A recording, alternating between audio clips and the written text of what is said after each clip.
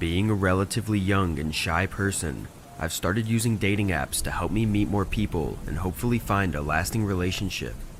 I struggle with putting myself out there, especially in public with people I've never met, so apps like Tinder are great for me to get comfortable talking with someone before actually meeting them in person. For reference, I'm a female in my early 20s and I've been using Tinder for a little over a year at the time.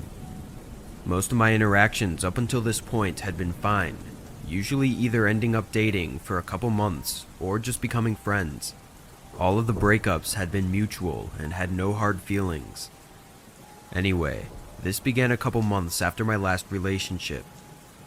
I was talking to a guy who I'll refer to as Peter for about 2 weeks on Tinder. From our back and forth texting, he seemed like a nice, somewhat shy person, but part of me liked that because I was shy as well. Eventually, he finally asked me out on a date, and we met up at a local restaurant later that week. Upon meeting him in person, nothing seemed off at first. One of my biggest fears is that they'll look nothing like they did in the pictures, but Peter didn't look any different, and he was just as soft-spoken as he was over text. Our conversation at dinner that night was really awkward though. He barely spoke and kept looking around. Me, not being a big talker either, was trying really hard to get him to open up a bit, but he would give simple one-word answers. At one point, he even left the table saying he forgot something in his car and didn't come back for almost 15 minutes, leaving me there alone. So, of course, when dinner was done with, I kindly told him that I didn't feel a great connection and didn't want to continue further in a relationship with him. He stood quietly and nodded, then walked to his car. I felt bad, but that's just how it was. I got my car and headed home.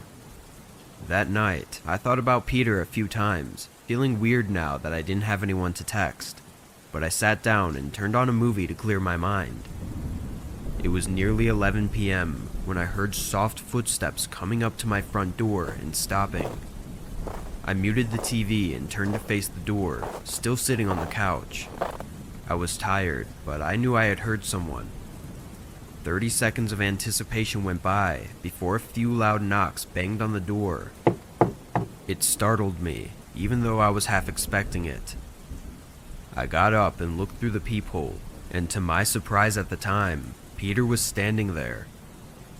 I opened the door a crack and stuck my head out. What are you doing here, Peter?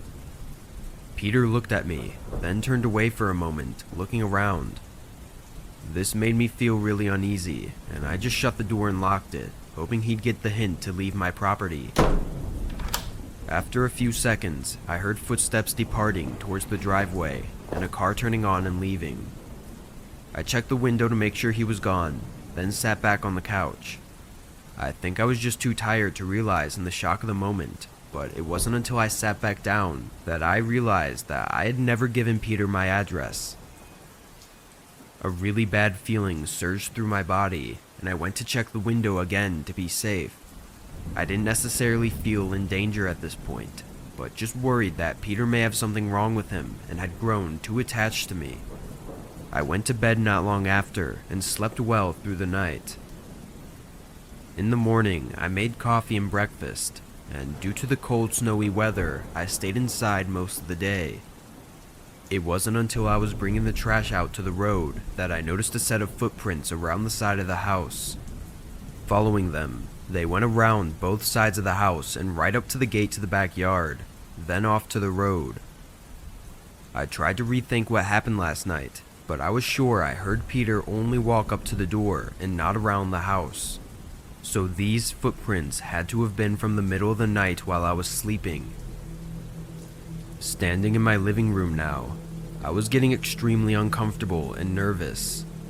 I know it sounds dumb, but my social anxiety was really trying to look for every reason not to call 911.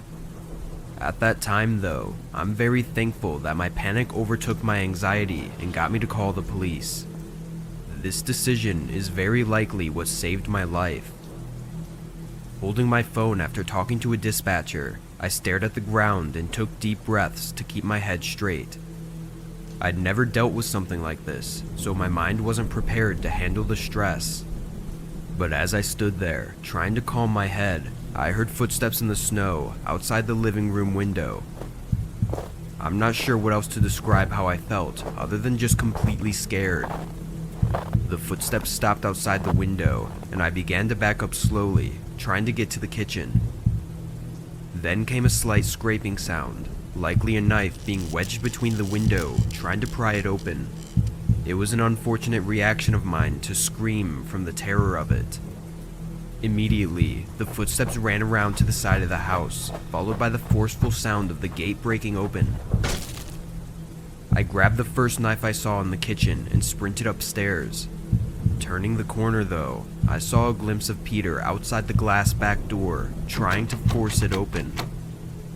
I locked myself in the bathroom, crying and clutching onto the kitchen knife as I listened to the harsh banging, scraping, and beating on the back door. It sounded like a bear trying to claw and smash its way inside. This went on for maybe 2 or 3 minutes, which felt like forever. I thought of all the horrible things he planned on doing when he made his way inside, making me even more emotional.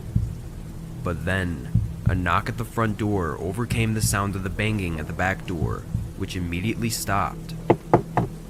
An officer called out, and I ran straight to the front door. While Peter had run off, they were able to find him pretty quickly, and he admitted to his crimes, though he gave little reasoning for doing them. He truly just seemed crazy and unstable. It's terrifying to think how this happened from seemingly meeting up with a normal, friendly guy. This whole thing has given me terrible trust issues, and I stopped using dating apps. One of the scariest things was that the back door was almost completely destroyed, barely hanging on by the latch. Likely, if the police had shown up just minutes later, Peter would have made it inside, and who knows what he would have done if he had gotten to me.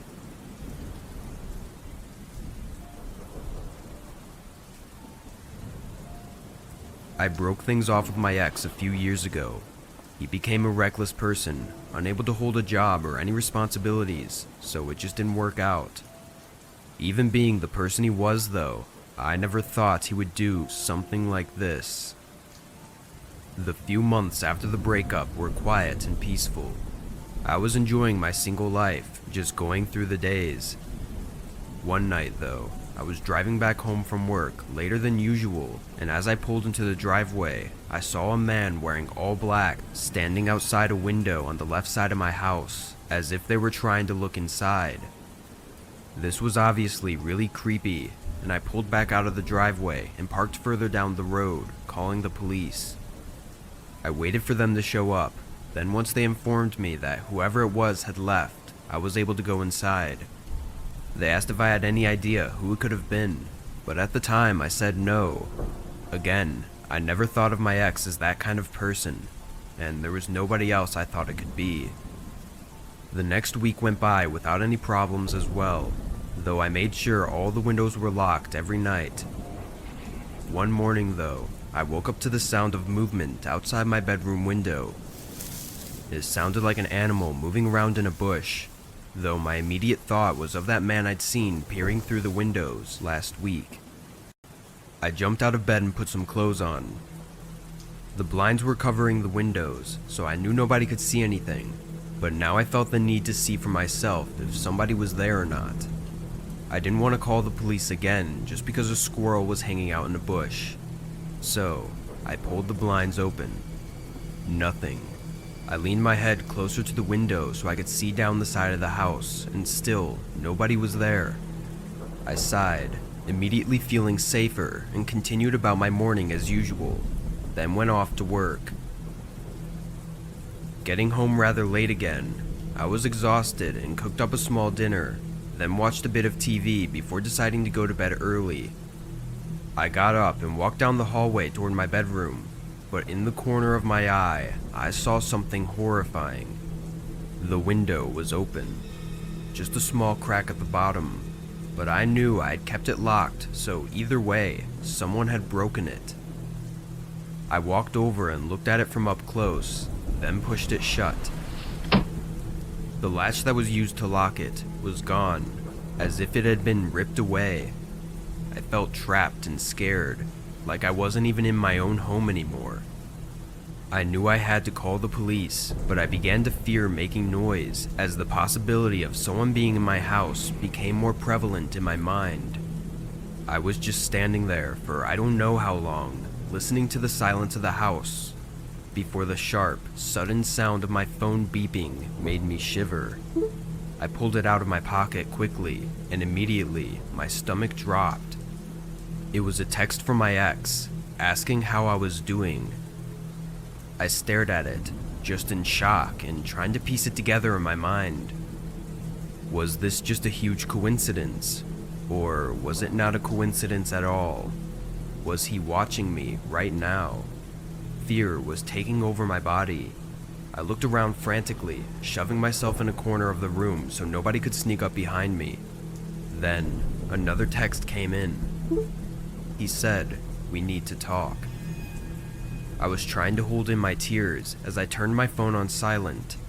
I started making my way slowly to the front door.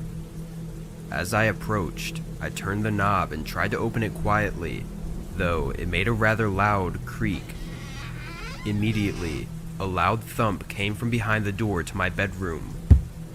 I threw the front door open and sprinted outside and down the road. I hid on the side of a neighbor's house and called the police. They actually made it pretty quickly, and I walked over to my driveway when they arrived.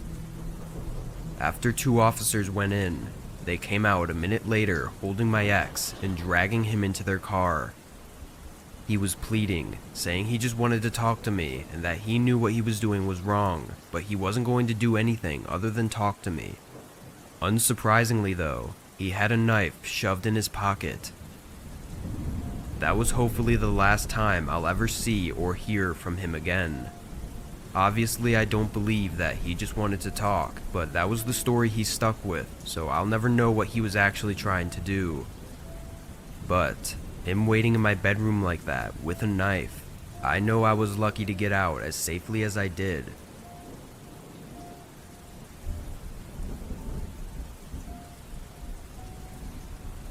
A lot of people have ex-boyfriend or girlfriend stories, but mine was actually just a friend. I'm going to call him Brian to keep everything private. We had met my junior year of high school through a mutual friend and had become pretty close relatively fast. We didn't go to the same school, as he lived about a half hour away from me, but we hung out every weekend, got food, drove around, and just talked. Sometimes we'd go to concerts and parties together too. I'd say we were each other's best friend for a really long time. He's always been a bit weird though. He'd text me all the time, and I mean sometimes 6 or 7 times in a row if I didn't respond quick enough. But I knew he had a lot going on in life, or so I thought. Me and the mutual friend who introduced us, who I'll call Holly, were talking one night, and she said she thought he might have been lying about some pretty serious stuff. He had told both of us when we first met that his sister had cancer, but when him and Holly hung out and it was brought up, his story was different. When Holly told me this, we decided to look through his mom's Facebook, who I just recently added, and she posts basically everything. We couldn't find anything, and something that big definitely would have been posted. I've never met his sister, since we never really hung out at his house, but I didn't find that weird because I didn't want anyone at my house either. While talking about this, we both shared other things that seemed a bit off to us, such as him saying that he might have cancer, or that he was in the hospital for a very serious reason, but then would be completely fine just a few hours later. After going through everything with each other, we couldn't believe how much of a liar he was.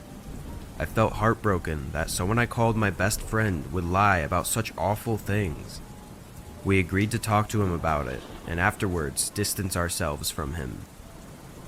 I wanted to talk in person, but Holly had texted him first, and that's when I was bombarded with messages. It all started with him saying he had a seizure, which, after everything, I obviously didn't really believe him. He called me so many times while I was at work, it got to be too much.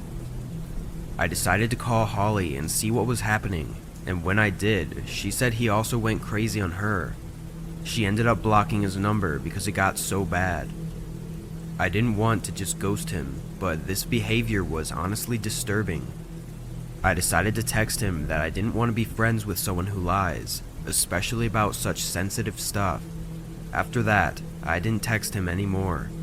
I didn't block him though. I'm not sure why, but I just couldn't do it.